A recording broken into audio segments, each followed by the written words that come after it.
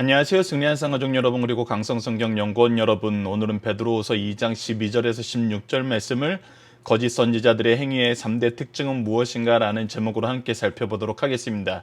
이 내용을 잘 기억하셔서 우리가 거짓 선지자들의 특징을 바로 알고 이런 특징이 나타났을 때 우리는 구별할 수 있어야 됩니다. 그리고 이들의 유혹을 이겨낼 수 있어야 됩니다.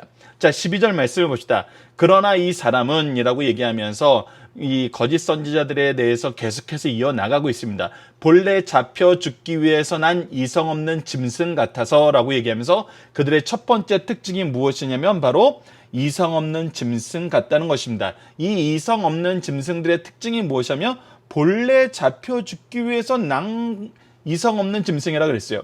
자, 우선 우리가 사람을 하나님이 창조하실 때 어떻게 창조하셨습니까? 바로 하나님의 형상대로 하나님과 영원히 함께할 그런 존재로서 이 세상을 위해서 하나님께서 이 세상 위에 하나님께서 세우신 왕이요 선지자요 제사장으로서 이 세상을 통치하시고 하나님의 은혜의 통로로서 우리를 만드셨어요.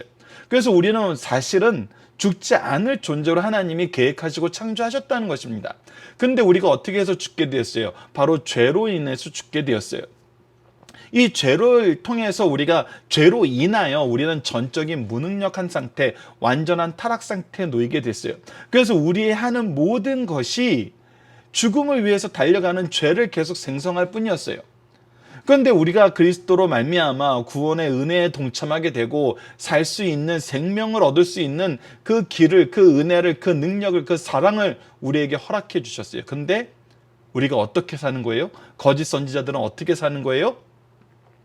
이 죽기 위해서 사는 거예요.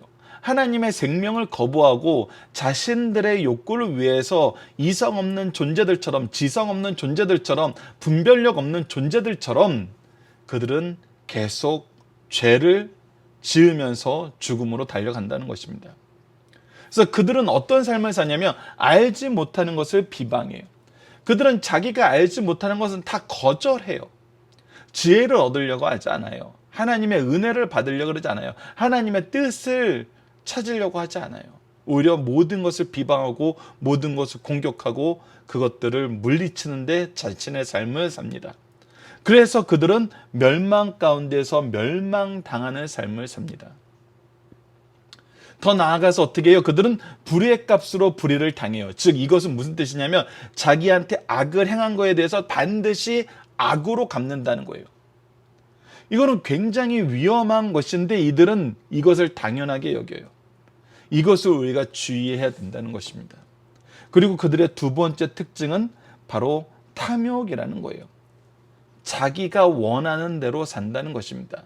그 자기가 원하는 대로 사는 모습 중에 이것은 이 이성 없는 짐승의 모습이기도 하면서 동시에 탐욕의 모습이기도 한데 이 13절 후반절 보면은 낮에 즐기고 노는 것을 기쁘게 여기며 라고 얘기해요. 오히려 낮은 하나님께서 수고하도록 지으신 시간이에요. 우리가 일해야 되는 그런 공간과 시간이 존재하는 그때입니다.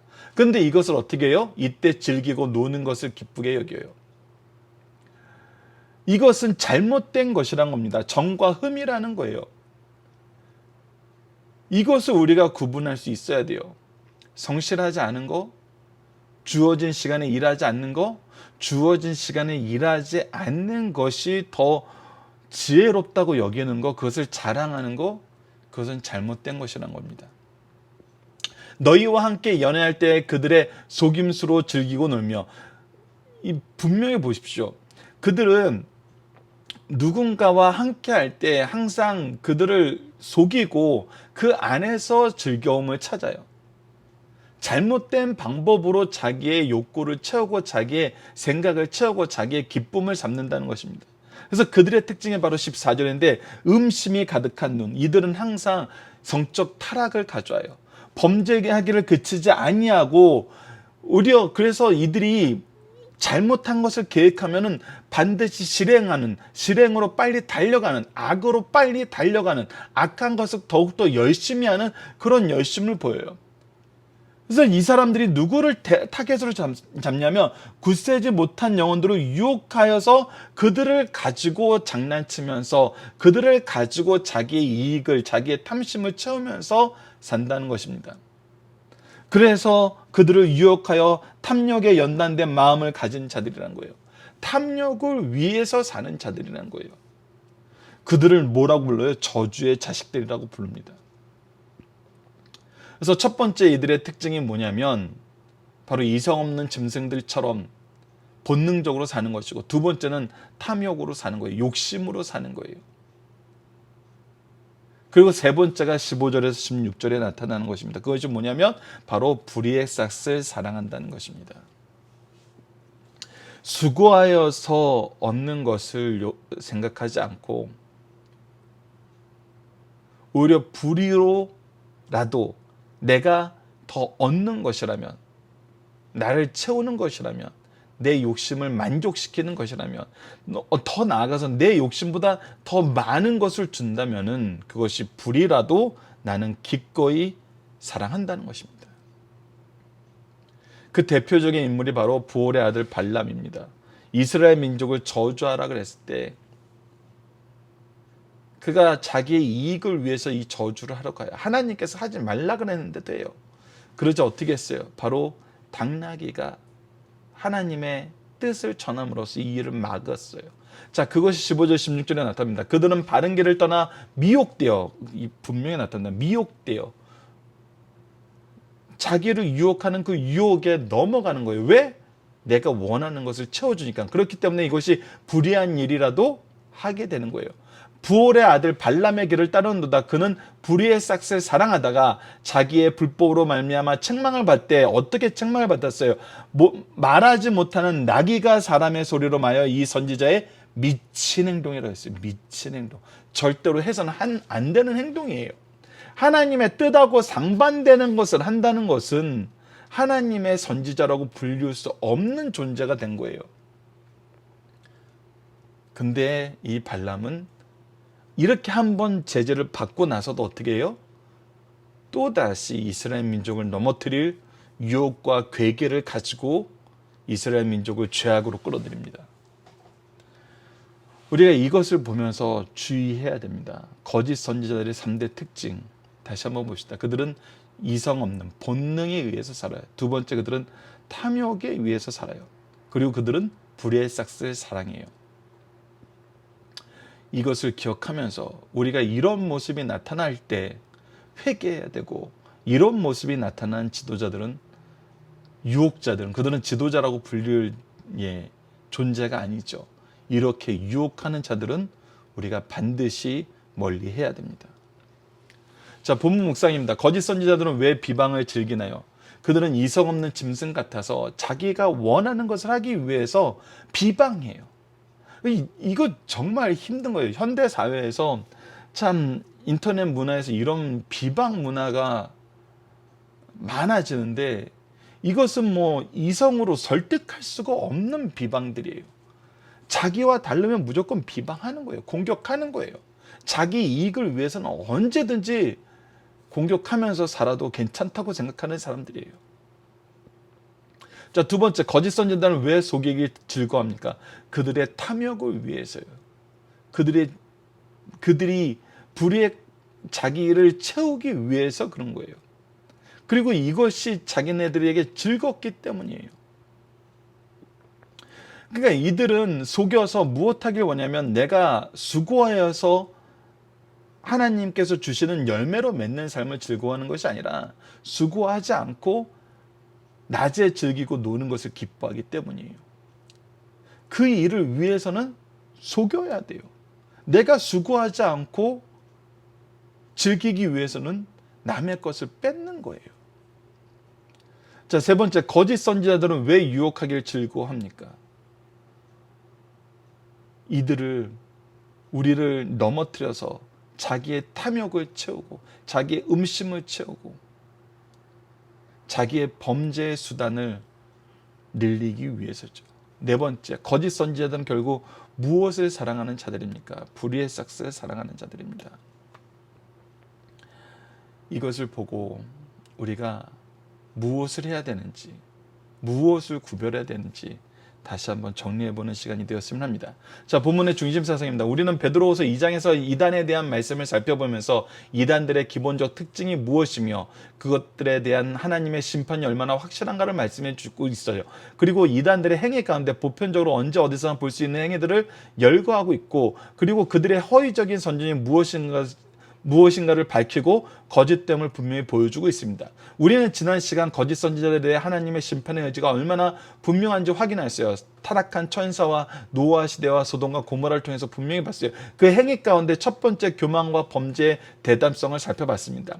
이 시간에는 이단들의 행위 가운데 교만과 범죄에 대한 대담성을 제외하고 세 가지 특징을 살펴봤는데, 그것이 무엇이냐면 이성 없이 자기의 본능에 의해서 행동하고 자기의 탐욕을 위해서 행동하고 불의한 이익을 사랑한다는 것, 이 세 가지였습니다.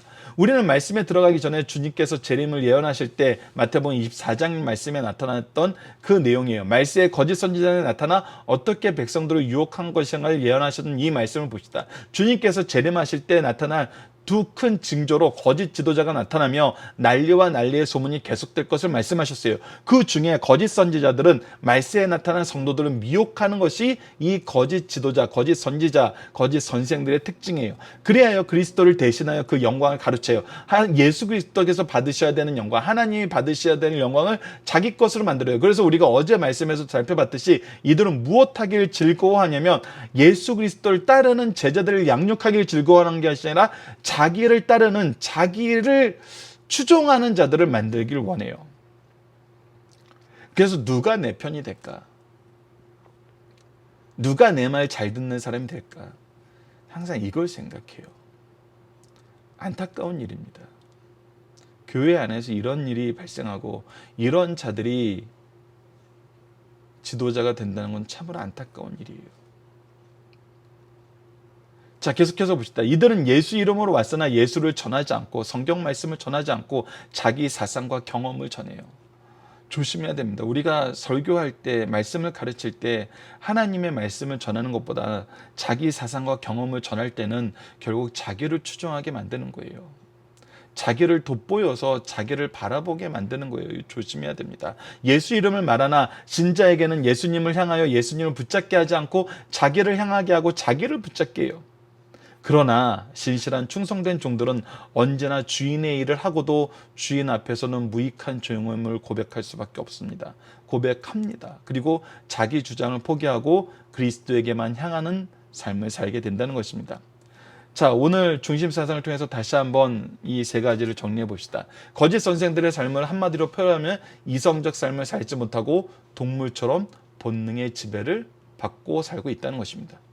두 번째, 거짓 선생들의 삶의 특징은 언제 어디서나 보아도 술 취하고 방탕하며 음욕이 가득하며 거기에 탐욕을 부리는데 익숙하다는 거예요. 죄가 익숙해요. 의를 행하는 데는 너무나 힘든데 죄는 너무나 익숙하다는 거예요. 세 번째, 거짓 선지자들은 부올의 아들 발람과 같이 불의 삭스를 사랑하며 무엇이든지 자기 이익이 되고 욕심을 채울 수 있는 일을 하면 무슨 짓이든지 한다는 거예요. 왜? 자기 이익과 욕심을 너무 사랑하니까. 불의의 삭스를 사랑하니까. 자, 본문 다지기를 통해서 다시 한번 우리 보도록 하겠습니다. 첫 번째, 거짓 선지자들이 진리에 대해 심각한 상태인 이유는 무엇입니까? 그들이 알지 못하는 것을 비방한다 그랬어요. 이것이 굉장히 위험한 거예요. 진리의 말씀은 우리가 알지 못하는 가운데 하나님께서 우리를 찾아오셔서 우리에게 주신 하나님의 말씀이에요. 하나님의 지혜예요. 하나님의 뜻이에요. 그런데 거짓 선지자들은 이것을 거절해요. 이것을 얘기하는 것 같으나 자기 것을 얘기하고, 이것이 하나님 말씀에 비추어 잘못됐다고 얘기했을 때 어떻게 해요? 비방하면서 공격해요. 그래서 뭐예요? 진리를 받아들이지 못하고 진리로 행하지 못해요. 그렇기 때문에 심각한 상태입니다. 이런 자들에게 무엇만 있어요? 멸망만 있어요. 자, 거짓 선지자들의 잘못된 특징은 무엇이었습니까? 이들은 항상 낮에 수고해야 되는 그 시간에 노는 걸 좋아한다는 거예요. 자기의 욕심을 채우는 걸 즐거워한다는 거예요. 하나님이 세우신 이 수고의 도를 멀리 한다는 겁니다. 세 번째 거짓 선지자의 유혹의 대상은 누구입니까? 연약한 자들입니다. 연약한 자들이에요. 우리가 이 연약함에 대해서 베드로후서 1장에서 무엇이 없을 때 연약해져요? 그리스도를 아는 지식이 없을 때, 이 지식을 통한 믿음이 없을 때. 그래서 결국 뭐예요? 말씀을 모르는 자들은 유혹의 대상이 되고 유혹에 넘어지게 돼요. 그래서 우리가 해야 되는 게 뭐예요? 말씀을 열심히 가르치는 거예요. 말씀으로 교제하는 거예요. 말씀으로 사는 거예요. 그것이 성도의 변화된 삶인 것입니다. 말씀으로 그리스도와 하나 되는 삶. 그리스도를 통해서 하나님과 하나 되는 삶. 이것을 항상 기억합시다. 자, 본문 적용입니다. 우리는 진리에 대해 아무리 설명해도 비방하기만 하는 사람들은 어떻게 대해야 될까요? 자, 이런 사람들에게는 정말 어찌할 방법이 없습니다. 안타깝게도 우리가 조심해야 될 것만 남아있어요. 그것이 바로 우리가 2장 11절에서 봤던 모습입니다. 하나님의 천사들도 악한 사탄들을 비방하지 않았던 것처럼 우리가 비방하기만 하는 사람들을 맞대어 비방하지 말고 오히려 우리의 사명에 집중해야 된다는 것입니다. 우리의 사명은 그리스도의 사명이에요. 그리스도의 사명은 사랑의 역사였습니다. 인내의 역사였어요. 이것을 우리가 기억해야 됩니다. 그래서 우리를 비방할 때 우리는 무엇에 집중하며 이러한 자들을 어떻게 깨닫게 할 수 있나요? 자, 여기에 핵심이 있습니다. 자, 우리가 이들을 어찌할 수가 없어요. 이들은 정말 목이 곧은 자들이에요. 절대 받아들이려고 하지 않아요. 근데 여러분들 보십시오. 하나님께서 이들이 하나님을 인정하게 만든다 그랬어요. 마지막 때 하나님 앞에서 유구무원하게 만들고 이들이 살면서도 자기가 하나님의 뜻과 반대되었고 하나님이 살아계시고 하나님의 뜻이 이루어지는 것을 깨닫게 하세요. 근데 어떻게 깨닫게 하세요? 이들의 비방과 이들의 공격과 이들의 무도한 상황 안에서도 우리는 무엇에 집중해요? 하나님의 뜻, 그리스도의 복음에 집중해요. 그런데 일반적인 세상 상황에서 보면은 이런 것들이 이 반대하고 비방하는 자들의 비방을 받으면 될 일도 안 되는 게 세상의 원리예요. 우리가 이 세상을 살면서도 정치권을 보면은 정말 때로는 이 모습이 보여요. 정말 해야 되는 일이고 하고 싶은 일인데 한쪽에서 반대가 너무 심하면은 이 반대가 그냥 어떤 이론이 있는 반대가 아니라 그냥 막 5만 가지 비방이에요. 이 비방만 있어도 일이 진행이 안 되는 걸 보게 돼요. 근데 왜 우리가 그럼에도 불구하고 집중해야 되냐면 여기에 하나님의 방법의 신비가 있어요. 세상에서는 이런 환경에서는 절대 일이 안 돼요. 절대 열매가 있을 수가 없어요. 무엇이 되질 않아요. 근데 하나님의 뜻은 그리스도의 복음은 어떻게 돼요? 반드시 성취되고 그리스도의 복음은 반드시 확장돼요. 즉 하나님의 뜻이 이루어진다는 거예요. 그래서 이 공격하는 자들이 이것이 누가 함을 깨닫게 돼요? 이것이 하나님이 하심을 깨닫게 돼요. 하나님이 하심을 깨닫게 된다는 것은 뭐예요? 하나님의 살아계심과 하나님의 능력을 인정하게 된다는 거예요. 그래서 오히려 우리가 이들과 맞대어 싸우면 이들의 먹잇감만 될 뿐이에요. 근데 우리가 우리에게 맡겨진 사명에 집중하면 오히려 이들을 깨닫게 해요. 왜? 하나님이 하시는 것이 분명해 보이기 때문에. 세상과 다른 하나님의 역사가 성취되기 때문에. 자, 이번 주 기도 제목은 공동 기도 제목은 날마다 영적 성장을 이루며 거짓 선지자를 구별하는 삶을 살게 해 주소서입니다. 그리고 오늘 말씀을 통해서는 우리가 비방하는 자들과 맞서 싸우기보다는 우리에게 맡기신 영혼들을 양육하는 데 집중하게 하여 주소서.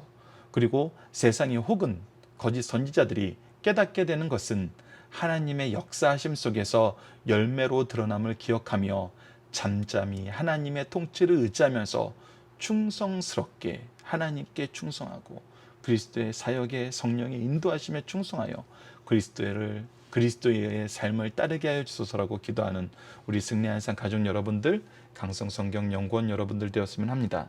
감사합니다.